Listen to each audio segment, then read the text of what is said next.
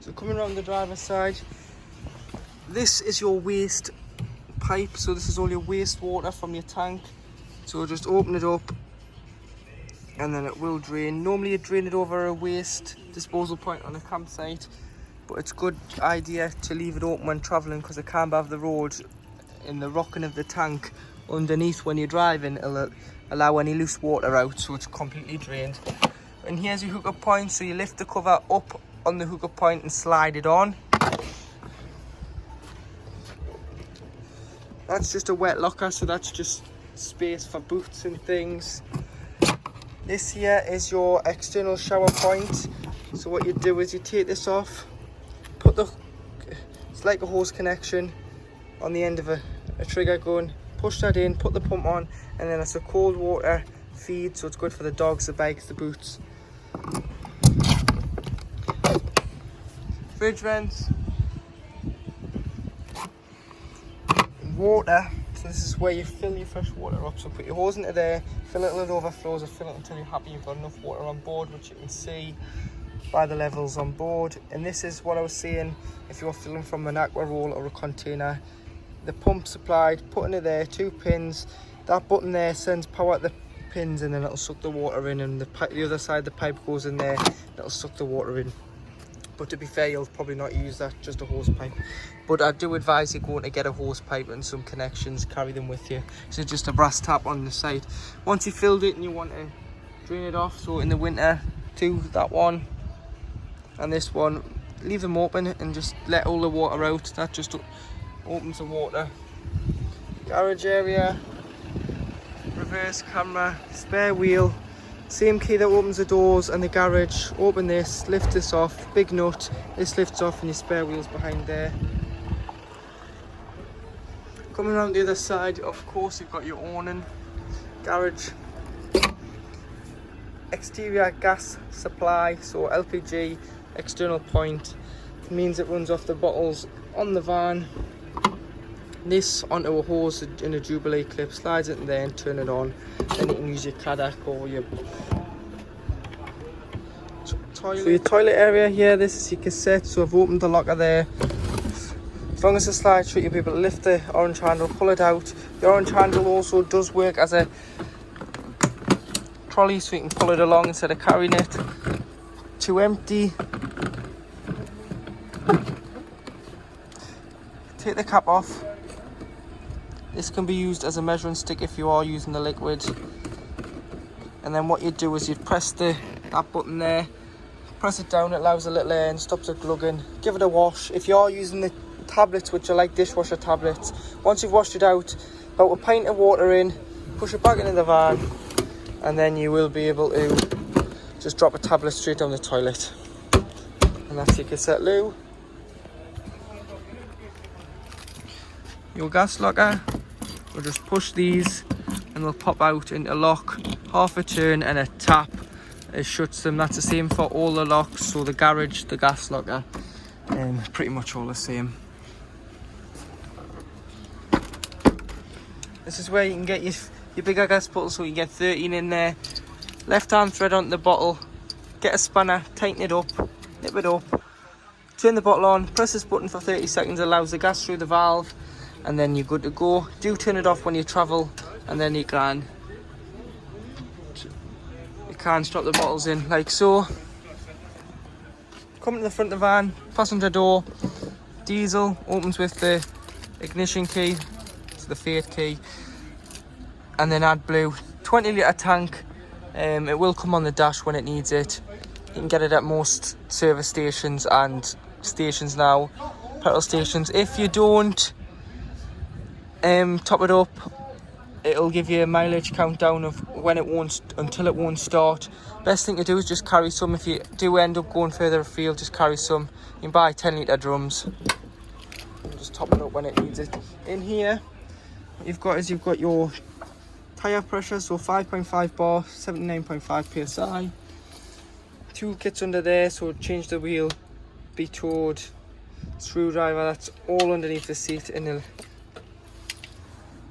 engine bonnet releases here, and your engine batteries underneath the floor, with it being a Fiat. Coming around the front, Press the secondary catch. You've got all your fluids there, so brake fluid, radiator fluid, screen wash in the corner, that's probably the main one you're going to want. Engine oil, filler and dipstick, paint code for the Rosso Red. Weight, so this is when it was a chassis cab, this is when Auto Trail's converted it. So it's 3.5 ton. If you want to tow anything, you can tow up to 4,750. Earth there, this is your earth. So this here is your earth for jump starting. And then if you do need a positive, put your key in here or a screwdriver, lift this cover up, pull this cover back, and that is your positive for a jump start. And that's underneath your bonnet. This in your garage is your main drain down tap for your boiler. So in the winter months, or if you leave the vehicle standing, you don't want the water to go stagnant, and in the winter you don't want it to freeze in the boiler because it isn't covered under warranty, unfortunately, and it is quite expensive to repair or replace the boiler. So simply come in with no power, don't touch the control panel, don't put the pump on, lift it up and you'll hear the water, 10 litres of water just drain directly underneath the chassis. Leave that up until it drains all the way down. I would advise in the winter you don't put this back down anyway, you just leave it like that. It'll drain all the water like you do. You want to then open the fresh drain down tap outside and the waste drain down tap, which is also outside, and leave no water in the vehicle. Also open all your mixer taps within the van, shower, kitchen sink. Leave them in the mixer in the middle position, just so it allows any air or water that's in there out. Take the shower hose off, as the U-bend of the shower hose coils water, and that'll allow that out as well, stop anything freezing. To operate your main control panel on your Auto Trail Apache, press the on button. This will either give you 12 volt if not hooked up, 240 volt if hooked up. Below you've got your pump. This surfaces your taps, your toilets, your exterior shower. It just primes the water through the system. You've got your water levels here, so you've got your fresh and your waste, and you've got your vehicle leisure. Amps currently coming off the leisure battery. Mains current, which we're not hooked up, so we've got nothing coming in at the moment, and solar panel. And this side you've got your lights, so your main switch for your lights, then they are all individually switched around the vehicle. Awning light on the side of the vehicle, dimmer, so you can press and dim, and then your settings. So you always want your active battery to be your leisure battery. You don't want it to be a vehicle battery, because if it changes over, it'll then flatten your engine battery and you'll not be able to continue your travelling. Solar select battery, put it on smart, it'll monitor both batteries and it'll flick between which needs the charge if the vehicle's standing. Automatic tank fill. On the filler where you put your water in, there's a plug for an external pump, so that's more like a caravan, so taking it in from an aqua roller or a container. You put the pump into the water, you've got to press the automatic tank fill on to then send the water to it. And then you've got your tank heaters, so you freshen your waste, so you'd use this in the wintry months or if you're abroad. Then you've just got so on, your background, your times, your date, and so on. Then here you've got your Truma system, so you set your temperature, you can go all the way to offset, save, so that's your temperature, water, off, eco, high or boost, hot or boost. So boost, it'll put the water in front of the heating if you've got it on together, so it'll subsidise the water being first. So once you're happy with that, press and save. You've got your source, so gas, mixture of gas and 1 kilowatt of electric, mixture of gas and 2 kilowatts of electric.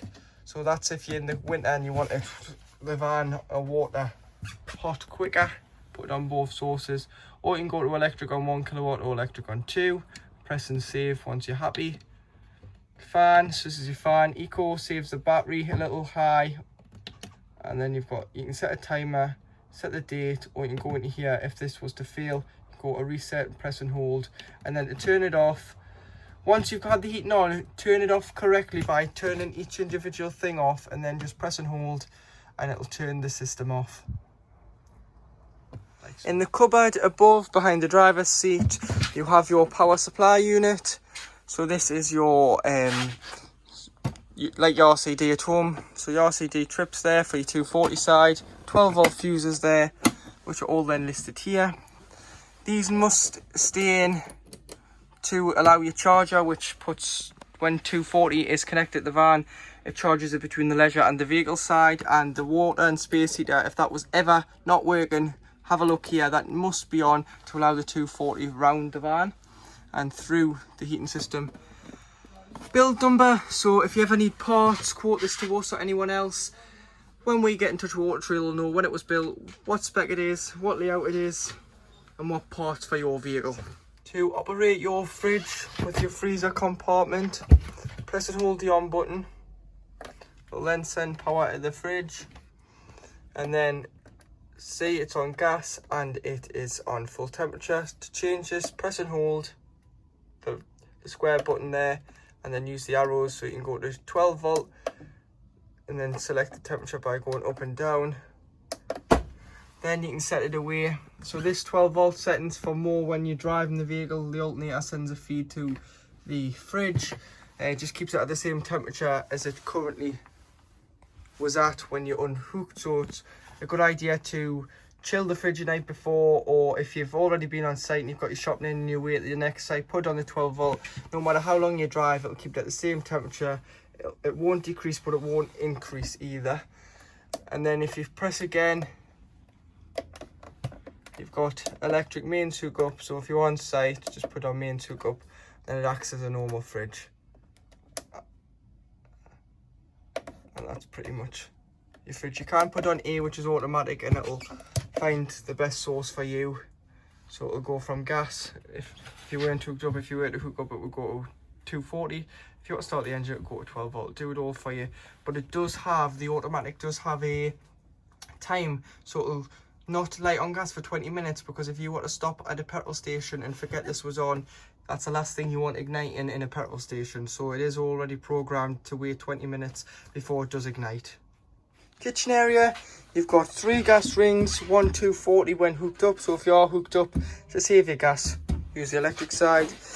You've got your grill there and your oven.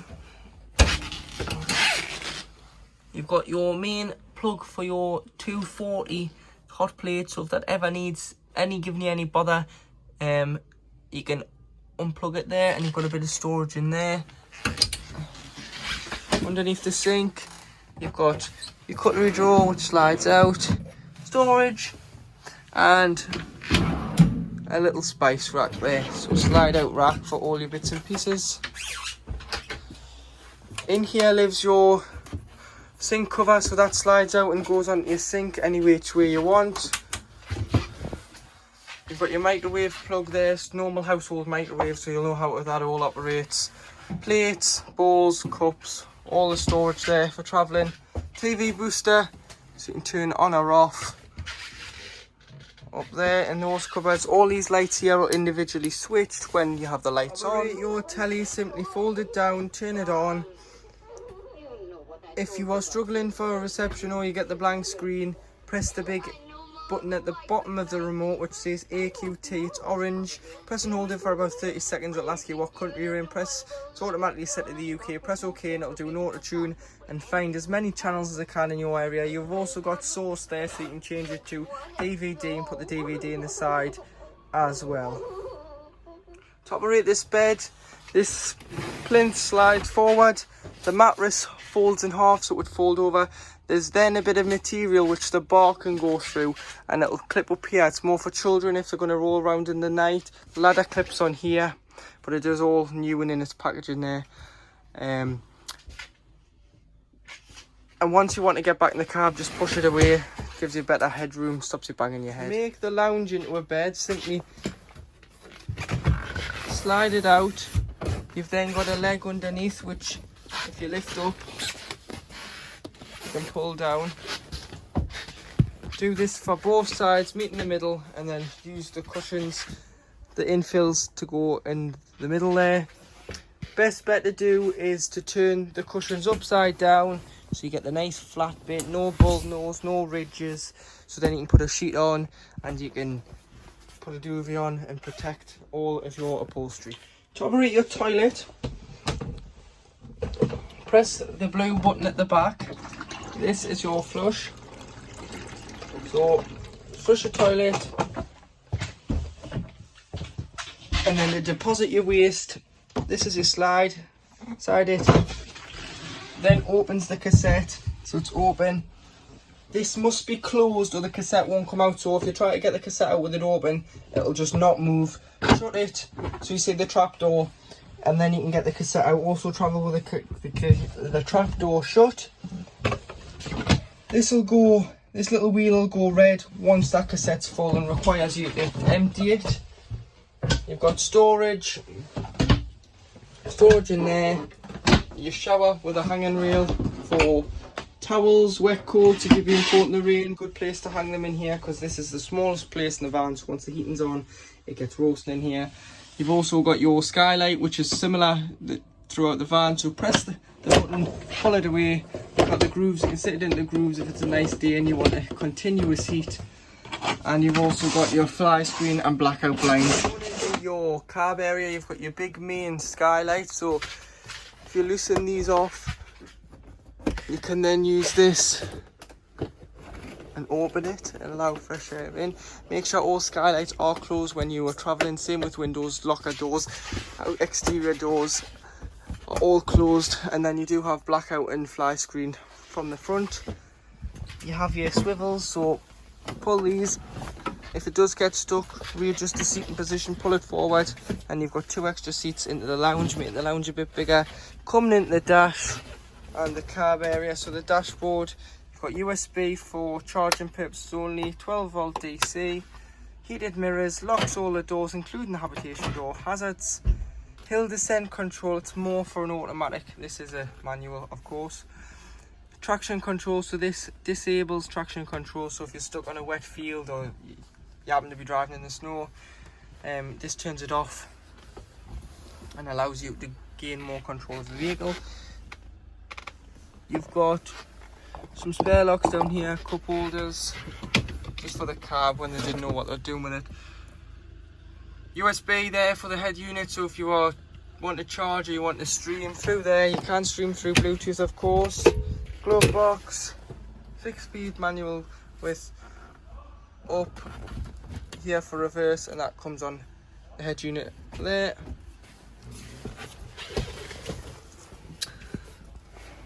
Radio, phone, cruise and speed limiter there, lights and indicators, wipers this side with trip computer on, so you can go through your miles per gallon and so forth through the middle screen there, so range, distance, that sort of stuff.